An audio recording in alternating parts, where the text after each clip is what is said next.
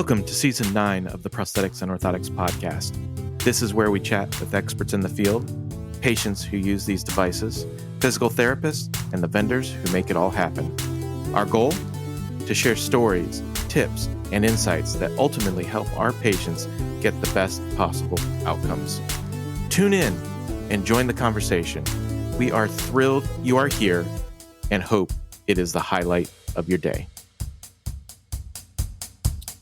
Hello, everyone. My name's Joris Peels, and this is another episode of the Prosthetics and Orthotics Podcast with Brent Wright. How you doing, Brent? Hey, Joris. I'm doing well, man. You wouldn't believe this. You remember having Adil Akhtar on from Psionic. Mm-hmm. Yep. He actually came down and visited us, and I'm actually going to be taking him back to the airport here soon. So we've had a great time together, and then he brought his patient ambassador down as well that we 3D printed a color socket for, and she's doing really well with it. So we're just talking about some of the ideas of what can go into the prosthetic socket. How do we get more things to where upper extremity patients and potentially other patients can actually feel what they're doing with a terminal device? So I thought that was pretty neat. That's super. It sounds super cool, man. And I'm really envious as well because I haven't met you yet. So we haven't met after doing this. After doing this now for a couple of years, we still haven't met each other. It's actually terrible. We're gonna need to like do a agenda planning kind of deal session thing. That's right. To make this happen because it's ridiculous now. After knowing each other for so long and so well, and then never having met each other. So anyway, but we do meet lots of people virtually through this podcast. So that's wonderful. So who's on today? Yeah, well, I'm super excited to have Dave Johnson on today. He is the CEO and founder of Icarus Medical. They do really innovative knee brace design, and I'm looking forward to hearing his journey. But it's fully 3D printed, no metal, and so it's. I think we're going to have a good conversation around it for sure. All right, man. So, welcome to the podcast, Dave. So, how'd you get involved with the OMP? Hey, yeah, thanks, guys. Thanks for having me. This is cool what you're doing, and Brent, I love the stuff you're making. So keep it up. So I got started. I totally came in through the back door. This was never on my radar, really. But I kind of credit the origins back to growing up on a dairy farm in Washington State. My dad, watching my dad and my older brother work on equipment, things are always breaking down, farm equipment, vehicles, and you got to fix it. And you've got to be resourceful. You've got to be creative. And by the time I was 10, 11, 12 on the farm, it was my turn. And, if I'm out running a baler in the field and something breaks, I've got to go understand the problem, fix it. This was before cell phones, just a little bit before cell phones. And so that just kind of taught me, to always think about how do things work? And if something breaks, how are you going to fix it? And a lot of times it's, what do you have around you that you can work with? So I did get familiar with metalworking. I did body work on cars and things like that. Worked as a radiator repair kid when I was 15, 16, 17, and then got into welding, went into college for something completely different, went into chemical engineering. And on that journey, I really liked design. And so I taught myself AutoCAD and, I took a couple classes that, got me some baseline exposure to that. But, when I was in high school, in parallel to all of that, I was playing football and dislocated my knee and created a focal chondral defect. Basically knocked out some cartilage behind my patella. It was in the trochlea. And so, I didn't really realize the impact of that injury. My doctor at the time had said, "Hey, you're going to have problems later. Keep an eye on that." And I remember having to wear a knee brace during football to play football. And it was so frustrating. It was hot. It was uncomfortable. It was sagging down. And I even thought at that time, because I was 15, 16, 17, you're trying to figure out what you want to do in life. And I thought I should make knee braces. This is what I should do. These are so bad. And I had the cheapest one possible. I couldn't afford, a nicer one. And so anyway, went a different direction and ended up going into engineering and ended up getting a pretty cool job working for the Department of Defense. I was an analyst for initially energy technologies and then chemical and biological weapons as a non-proliferation, trying to prevent the use and the spread of these weapons. So that was a really, really interesting job. But meanwhile, I'm doing things like snowboarding and wakeboarding and softball and CrossFit and everything active, and just gradually wearing away my patellofemoral joint. And in my upper 20s, I realized that I have a very advanced case of patellofemoral osteoarthritis. And I still didn't really know what this meant until I started trying to understand, how do you manage this? How do you manage this in your 20s and 30s? And I ended up having a surgery called a trochleoplasty, which is where they deepen your trochlea, and then I also had an MPFL reconstruction, which is a medial patellofemoral ligament, where it's kind of like a tether that keeps your knee from sliding off laterally. It turns out I really shouldn't have had this surgery, didn't need the surgery, but also there was a complication in the surgery, and my knee fractured. And so, it took what was not a great joint and made it much worse. So, I'm at the time, I'm 33 years old, feeling really active, really fit. And, but I've got this knee problem. So I met with my orthopedic surgeon and was talking about what I can do.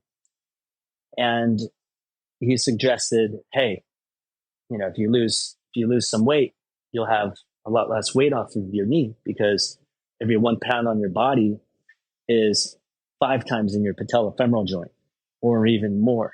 And that's the nature of that joint. And so I thought, man, what the nerve of this guy. But I could lose a little bit of weight. I'm thinking maybe 10 pounds. But that got me thinking, okay, well, that's not really practical. I don't know if I can even do that and maintain that. I'm reasonably fit. And so I thought, okay, I'm going to buy one of those knee braces that when you bend down, they spring you back up. And that seemed pretty obvious to me. You just take that problem and flip it upside down. And so I went to Google and looking for knee braces, assistive knee brace, extension assist brace. Nothing's coming up. And I was very surprised, but all right. So then I go to eBay, buy an old Rebel reliever, and I cut out the hinges of this Rebel reliever, and went to the metal shop. A friend of mine let me use his metal shop, Jeff Fletcher. Thank you. And took some piano wire and basically started making torsion springs, and you can figure out how much force you're going to get based on the properties of that material and the number of turns to get your range of motion and the gauge of that steel. So I thought, okay, this is about the force I need. And I had a friend's birthday coming up, and we were going to go on a ski trip. And I this is within a year of my surgery, and I was determined to kind of feel like I've, got this thing under control, and I'm not going to, let it, ruin me here. So I've got to find a way to make this ski trip. And so I've got a self-imposed deadline of getting this brace working. So, I build these torsion springs, and then I end up, I actually used ratchet wrenches in a way to, adjust tension. And so actually, the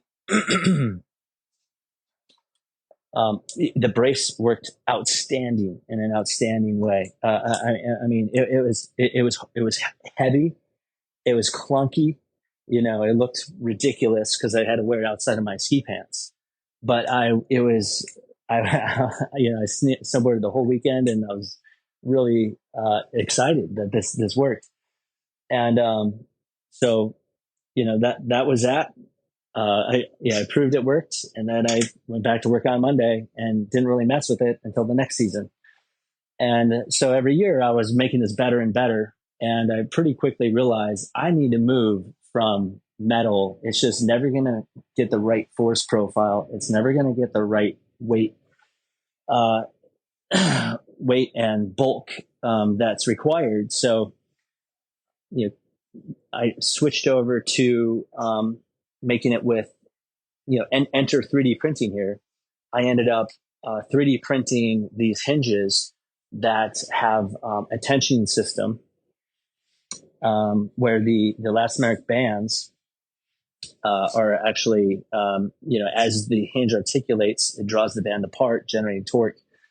And you can modify that torque based on, the strength of the elastomeric band. And that worked out great. It was way lighter, way more form fitting, and worked on that for a while, and then realized, hey, I need to be able to adjust this. We need to be able to incrementally change tension in the device to really make it useful. And again, my main application here is snowboarding. So I'm thinking, how do I crank up the tension, go down the mountain with my knee unloaded and assisted, and then when I get to the bottom, I release that tension and come back up. And at this point, I'm just thinking about myself. And then I had friends asking to make them a brace, and people would take my brace and go somewhere for the weekend. And so I started thinking, and then I started to understand, like, this is a major problem. Patellofemoral knee arthritis. It's the most common form of knee arthritis, and there's nothing you can do about it. There's, corticosteroids can help kind of mask, but the shear forces are so high in that joint that a lot of times that doesn't work well. And actually, a couple studies show that will accelerate the wear of your cartilage when controlling for the increase in activity from getting that. So, PRP has mixed results with patellofemoral. And so, and physical therapy is not great. It should always be tried, but you're not going to really change the situation with your bad patellofemoral OA. So, so realizing that this has a greater role here, and kept making the brace better and better. But the limitation in my mind was, we were using FDM printing. At this point, it was me and a UVA biomedical engineering intern, Ben. And so Ben and I are designing braces and printing them FDM. And of course, it's single extruder, so you have to be very get very thoughtful of how you design this, because you have internal tunneling and features.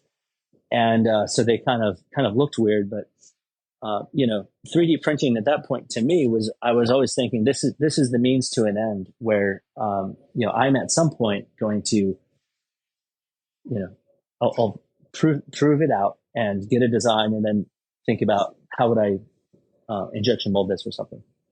But then I realized none of my 3D printing parts, the gear teeth, all 3D printed, none of them actually broke. So it turned out to be far more durable than I expected. And the materials you were using, like, was it what printer or what material you said? What specifically, let's say.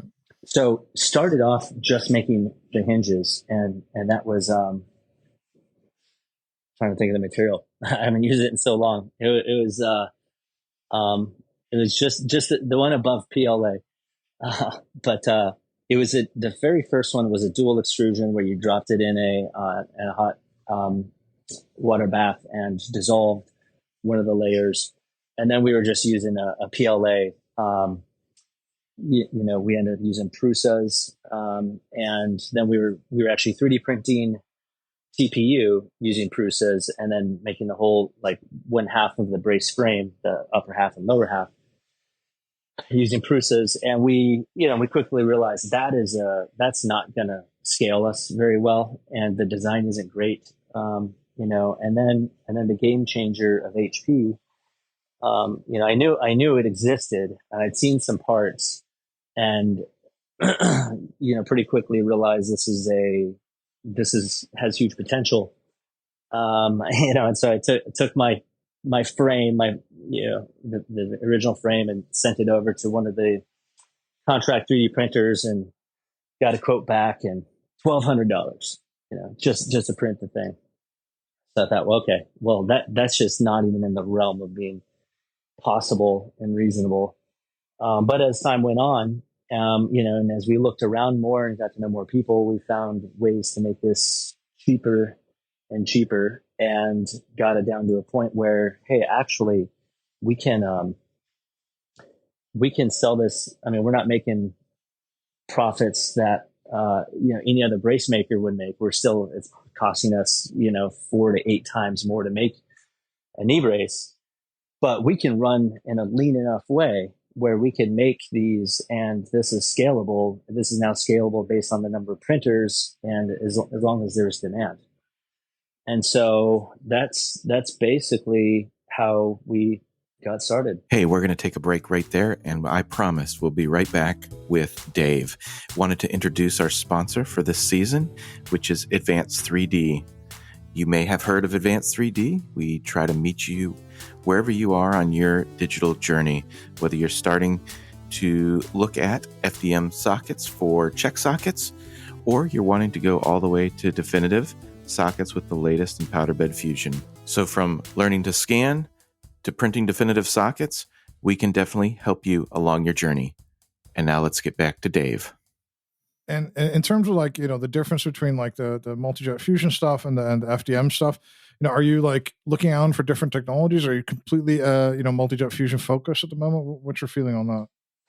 Well, I haven't seen compelling information that something's markedly cheaper and markedly better. We were able, finally for us, I mean, the game changer really is, it was that technology, but, for us as a company, actually getting one, when you control production and you control your timelines, and,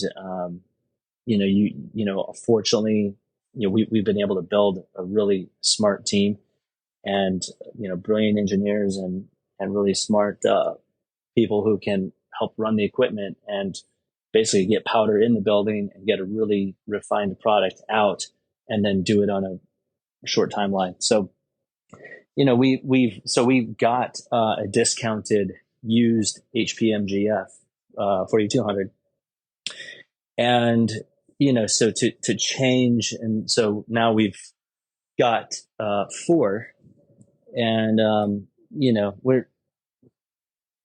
we are not really looking to change that ecosystem unless something else comes along that's drastically better. Okay, so first, imagine they're an inventor. It's great. You got your little laptop, little workshop. You're doing this, right? At what point does it make sense to go to a machine?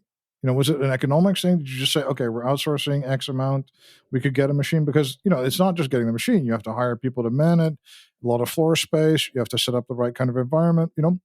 So what was that decision like for you guys? Yeah. So we launched during COVID. I actually, I went out fundraising and spent months preparing the deck and all the financials and everything. In November, December, January, presented to these angel groups, and then February hits, February, March, and then COVID, right? So pretty much funding opportunities kind of went away.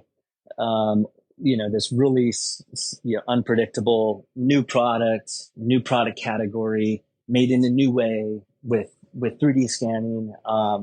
Just a lot of investors didn't see that as a sure thing. So, we had a very small place on the downtown mall in Charlottesville, Virginia, and it was such a fun place to work in.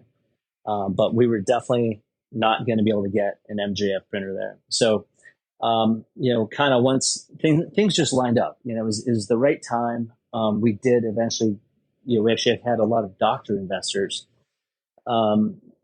who would get involved and see that this really makes sense for what they're seeing, because they don't have a solution for this problem, besides a joint replacement. So, but anyway, so things lined up and we found a much larger space, and, it's expandable, and actually we're moving manufacturing in the second location that's even more expandable. So we're, the beauty of this industry is, totally scalable. Like once we outsource printing when we are over capacity, and then when we can support a new printer and justify a new printer, then we find one. So we've been really lucky finding printers. Okay, that's really good. And I think also that there's these, at one point there were a bunch of discounted printers on the market, and I love what that's done for people experimenting with them and kind of companies buying them that maybe wouldn't be able to afford the full price one. So I think the secondary market stuff has really done wonders for more innovative uses of the printers. And yeah, would you give advice to someone I think there's one thing, it is a lot of work, right? I mean, you're kind of making it's not a cakewalk to print the stuff day in, day out, right? It's difficult, right? Yeah, it's difficult. I mean, our team is running these printers at, I want to say 99% uptime, 98, 99%. We've got these things maxed out, but we baby them. We do,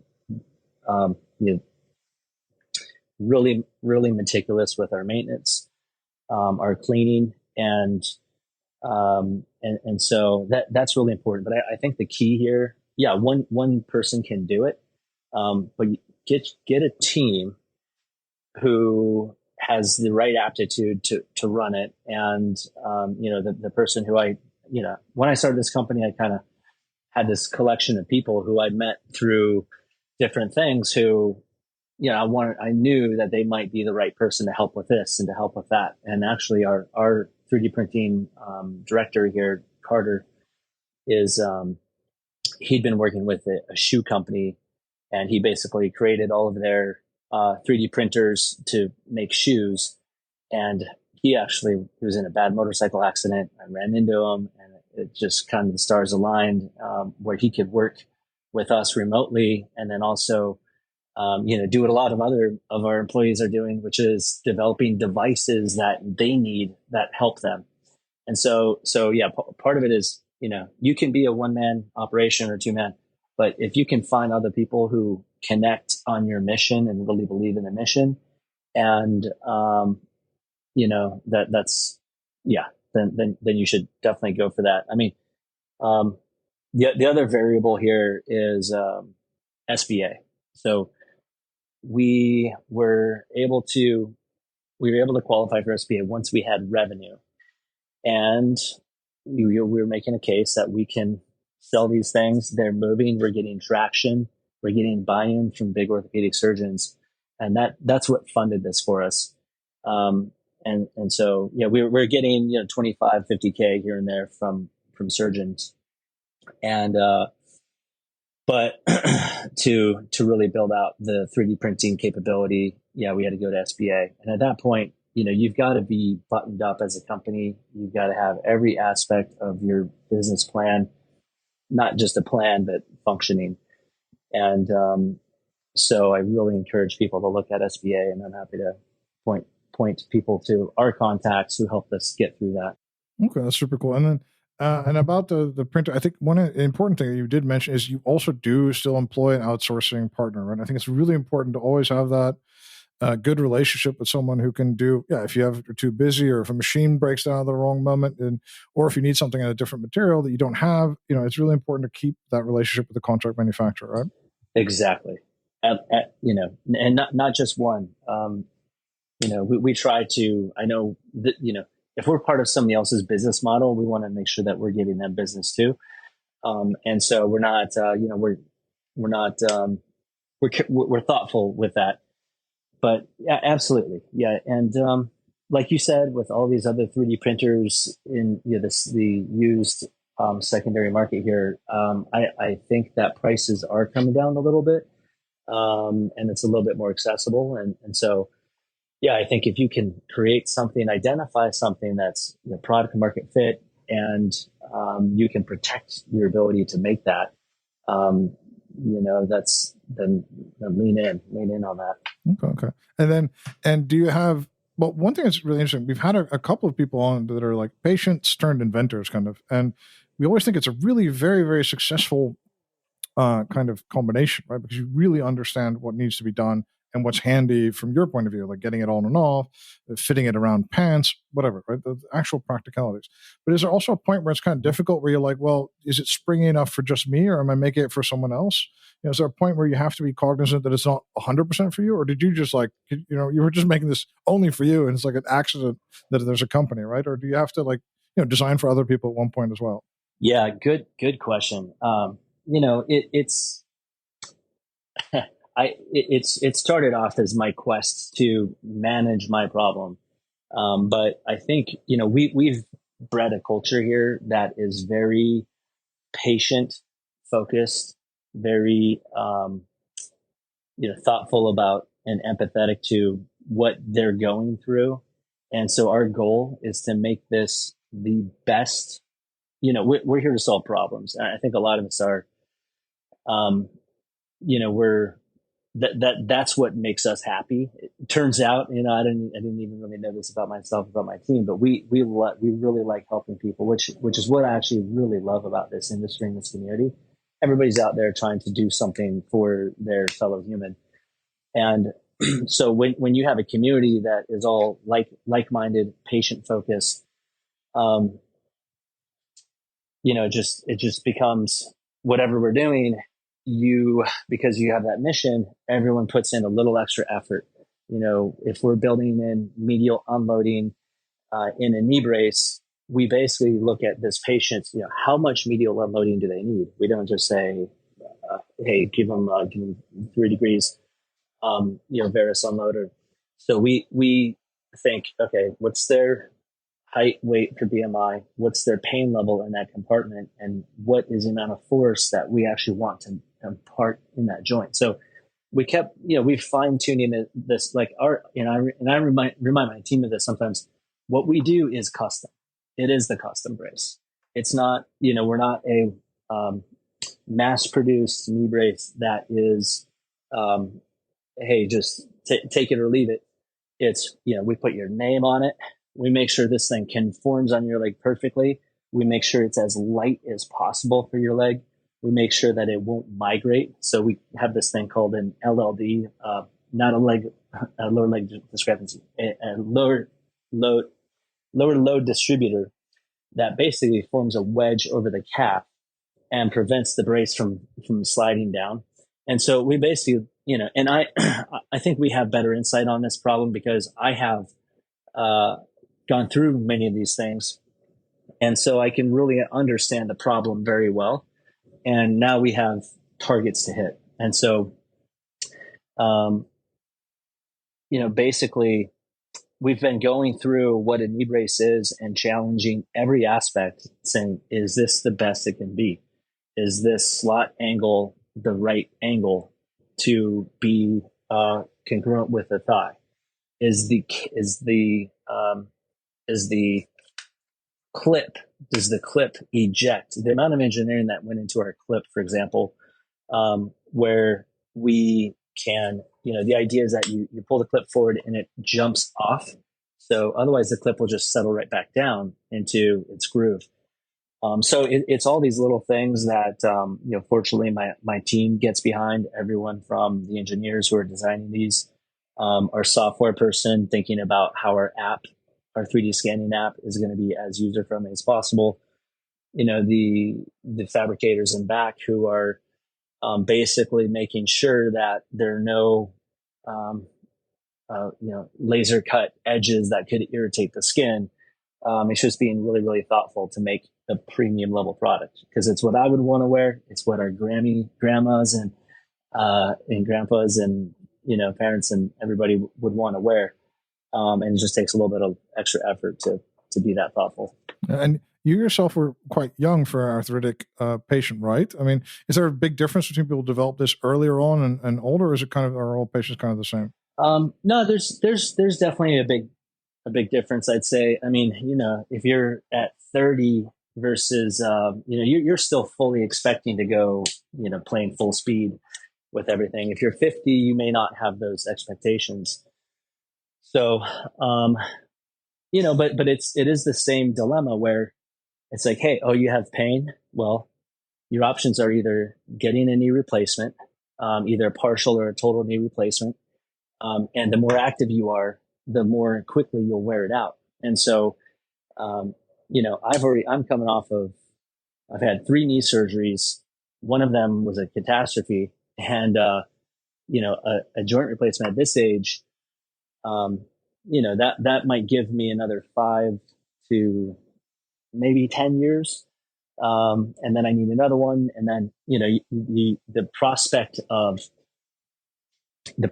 of living a long life that's not limited by this knee problem, because we see patients who have failed knee replacements quite often, and it's a miserable way to live. And then it's hard to get a surgeon to operate on you after you've had a failed replacement, because you're a problem patient. So, but that is the calculus is a little bit different for me versus somebody who's 60, and they say, hey, the pain's worth it.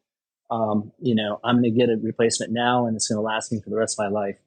But we see, patients at 70 that say, hey, no, I'm going to wait until I'm 75 to get my knee replacement. And, this is a perfect complement to what they're doing.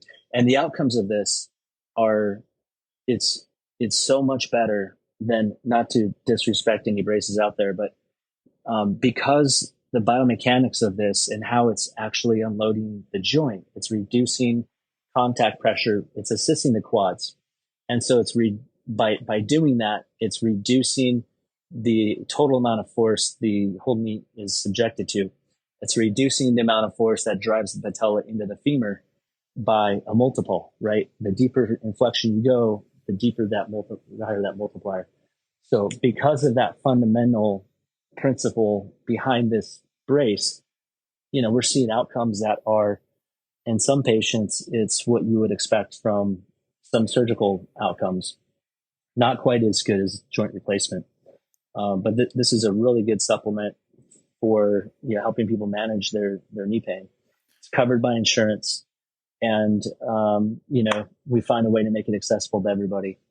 One of the neat things about I saw this brace, or definitely early on, and then we had a couple people in our facility order one, and one of the things that really surprised me, one is it's super lightweight, very elegant, but then also that we say transverse rotation, like very, very stiff, so the stiffness and the thought process that has gone into some of the shapes and the profiles of these braces, leveraging multi-jet fusion technology, is pretty incredible. So kudos to you guys for that. But for the people that are listening, specifically clinicians and sometimes maybe the patients, can you share with our audience just what the process is? I mean, you did mention that you guys have an app and a scanner and that sort of thing, but can you just start from the beginning, say from the script, and then what does it look like? Appointments?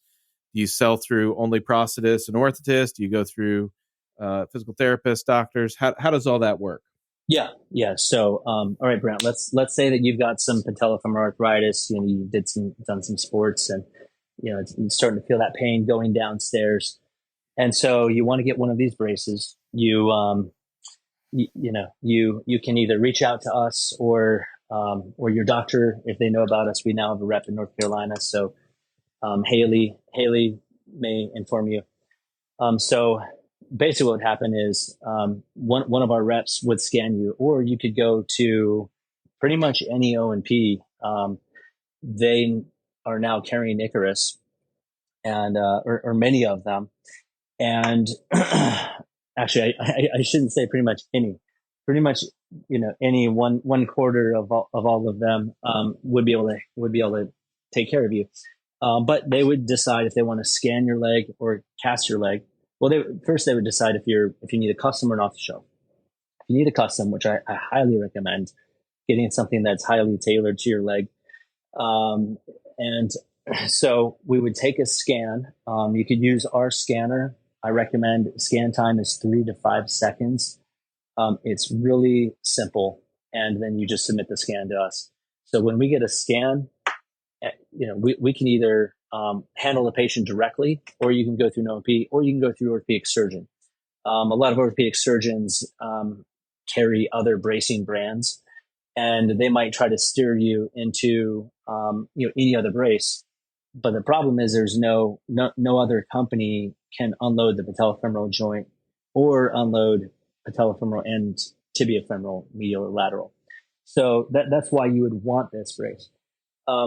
So we're slowly working on that, but we're going against the system that's been, established for decades. So, but anyway, so once we get an order form, either an order form from a prosthetist plus a scan, or some people still ship us casts, which we immediately scan. Our engineers receive that. They oftentimes design it the same day. And so as long as you might say, tell us how much unloading is required, or we might have to calculate how much unloading we want to build in, medial or lateral, or it would be neutral. Then we design the brace, we push it to print, usually that night, maybe it's the next night, and prints overnight, cools a day, we pull them out, post-processing, multiple cycles of bead blasting, dyeing, and then assembly, and then stringing these braces up with our tensioning system, and then we've got a quality check where each of these are inspected to make sure that the padding is covering every aspect of the brace, didn't miss anything with the bead blast. Actually, that's earlier. Making sure that everything's to spec for each order, and then it ships out. And we can get things turned around pretty quickly.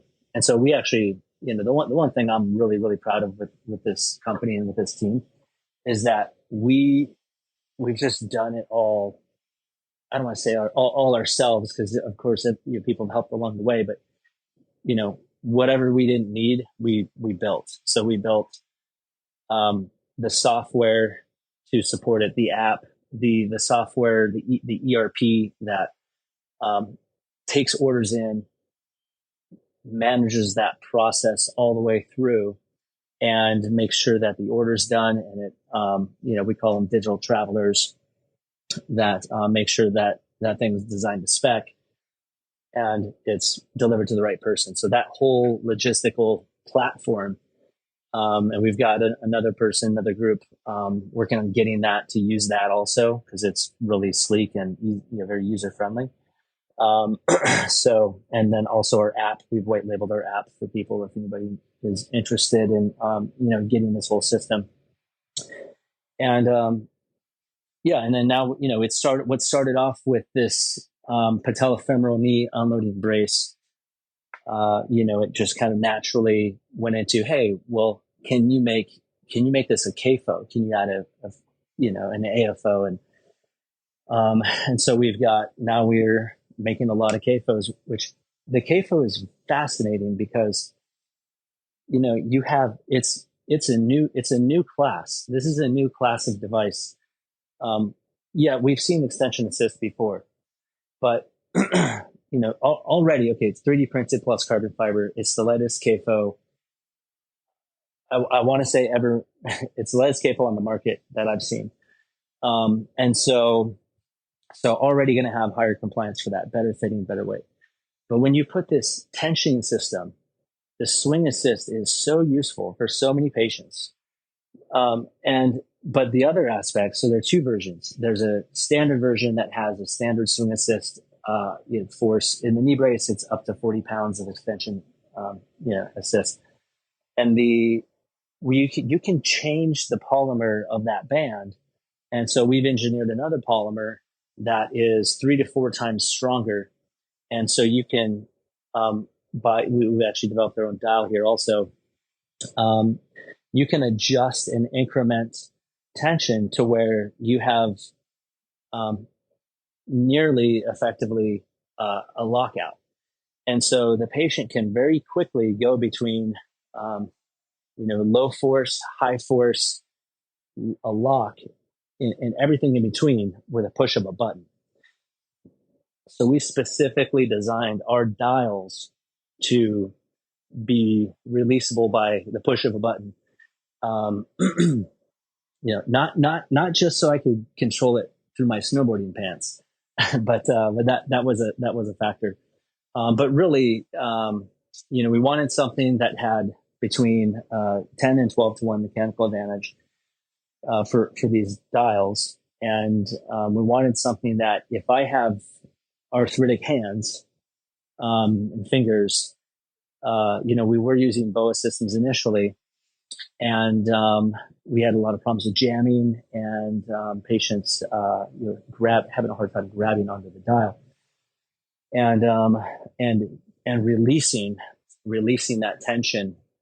And so the push button is, it's just takes a very light touch, and it's sunk in so it won't pop in on its own. So, but anyway, that's a sidetrack. But the CAFO, we're really interested to see what data comes out on how different ways this thing is being studied. But it seems, it's not a swing phase lock, and it's not a simple swing assist. It's a different category, and I think we're going to see this is very useful. We have a number of patients who they have other CAFOs in their closet. They have even like C-brace type devices that they're favoring this lighter adjustable system. So we're really excited, and this is just the beginning of that. So we're really excited to see how that thing grows. Okay, and what are your goals for the company? Do you want to do you want to stay small and just become like a profitable long-term business? Do you want to grow to be huge? What are your plans? So personally, our mission, my personal mission, and it's to solve these problems that are hanging out in industry. I look at knee bracing, and nobody's really said what is the best this can be and gotten in there and addressed these problems. And that's all these little nooks and crannies. How do you best unload the medial compartment? What is the best we can do there? How do you best address dorsiflexion, foot drop patients?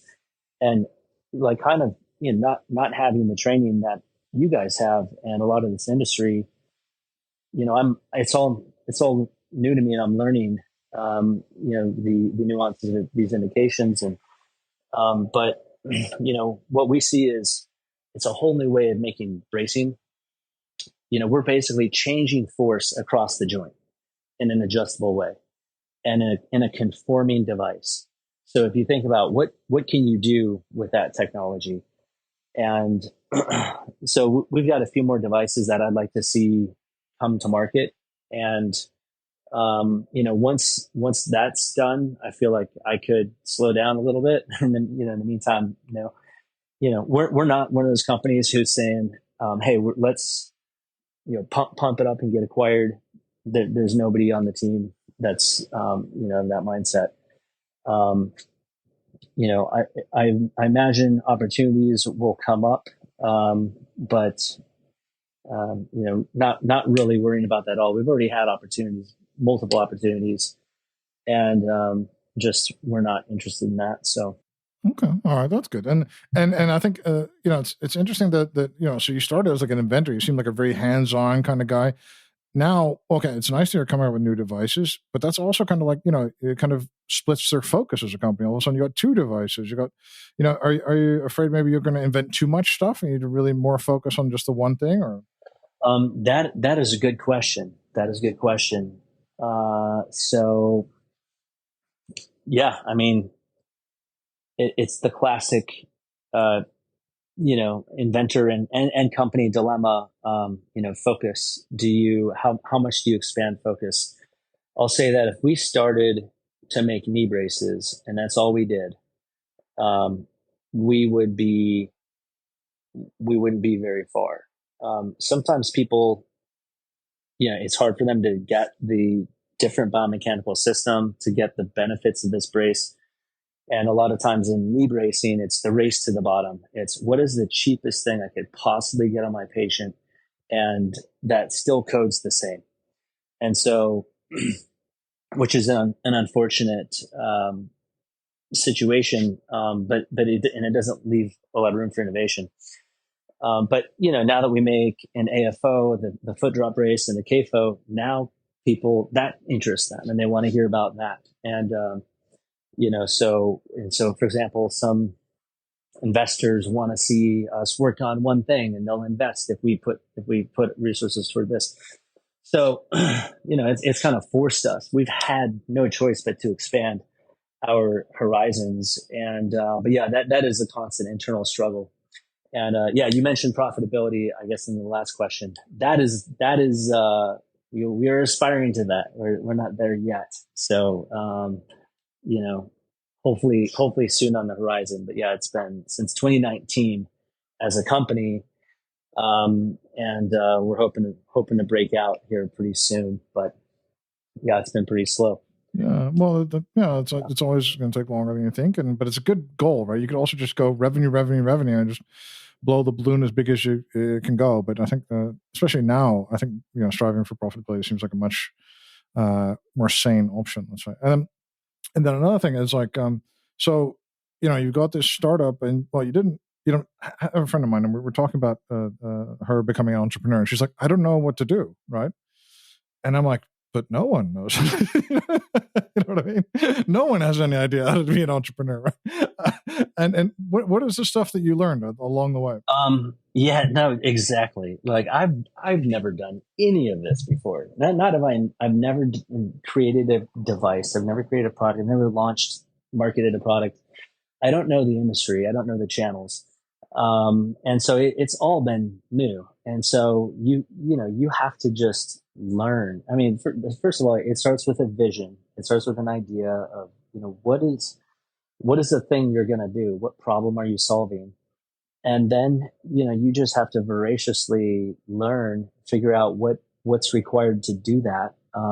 And figure out who's going to buy it. It's all very, it's kind of like being a parent. It's pretty natural. I think, you don't have to read a book on saying, what's the next thing here? Like you're going to say, well, how do I get my costs out? Okay. How much will people pay for it? What is the reimbursement? How does it get reimbursed? Who's going to sell it? What else are they selling that would make them not want to sell this? Okay. And you just, the more you learn, the more you weave and navigate to this. And you pretty much have to do all of that for nothing in the beginning. I think that's where, we've been super, super lean our whole story. And we have many people here that are underpaid and, just to make things work. And, we also, this company, if we started a company saying, hey, we want to make this knee brace, let's start thinking about it. That doesn't happen. We would be out of business. We just, like, I see a lot of companies more in the med tech side than this industry, where they get a bunch of investors, they get big investment, and then it's just their expenses are too high. So, what we did was we had a patent filed that was still pending. We had, a prototype that was functioning. We knew what it did. I mean, that's one benefit here is I know what this brace is to people who need it and the number of people who need it. And so with those two things, that's kind of like, hey, if you have any doubts, just come talk to me because I know where this is going.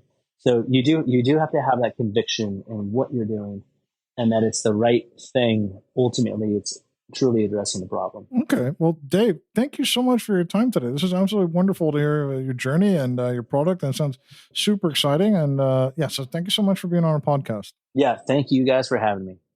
Really appreciate it. And thanks to you for being here as well, Brent. And thanks to you guys for listening. This is another edition of the Prosthetics and Orthotics podcast. Hey, and that wraps up another episode of the Prosthetics and Orthotics podcast. A big thank you to Dave Johnson for sharing his expertise and insights today. If you enjoyed today's episode, make sure you hit the subscribe button so you never miss out on future episodes. Thank you for listening, and we'll catch you on the next time on the Prosthetics and Orthotics podcast.